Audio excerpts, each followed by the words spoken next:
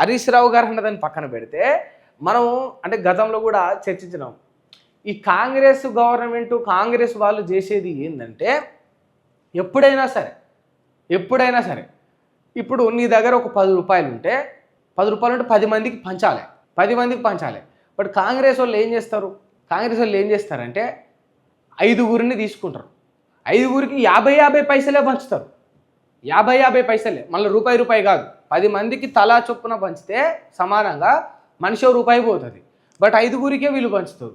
ఆ పంచే 5గురికి కూడా 50 పైసలే పంచుతారు. ఇంకా ₹7.50 అట్లే మిలుగుంటాయి, ఇంకా ₹7.50 అట్లే మిలుగుంటాయి. ఇక వీళ్ళు ఏం చేస్తారంటే ఈ పంచిన 5గురికి 50 పైసల దాన్నే ప్రచారం చేస్తూ ఉన్నారు. వీళ్ళు ఏది చేయట్లేదా అంటే చేస్తూ ఉన్నారు, కానీ ప్రతిదీ కూడా సగమే చేస్తూ ఉన్నారు. వీళ్ళు రైతు బంధు వేయట్లేదా అంటే వేస్తూ ఉన్నారు, రైతులకు సాయం చేయట్లేదా అంటే చేస్తూ ఉన్నారు, విద్యార్థులకు నోటిఫికేషన్ విడుదల చేయలేదా అంటే చేస్తూ ఉన్నారు, మహిళలను ఆదుకోవట్లేదా అంటే మహిళా సాధికారత సాధించే ఏకైక ప్రభుత్వం కాంగ్రెస్ పార్టీ అని చెప్పుకొని ఆడో మీటింగు ఈడో మీటింగు కొన్ని నిధులు 5 కోట్లను 6 కోట్లను శాంక్షన్ చేస్తూ ఉన్నారు. బట్ ప్రతిదీ కూడా ఇన్కంప్లీట్గానే జరుగుతూ ఉన్నది. ప్రతిదీ కూడా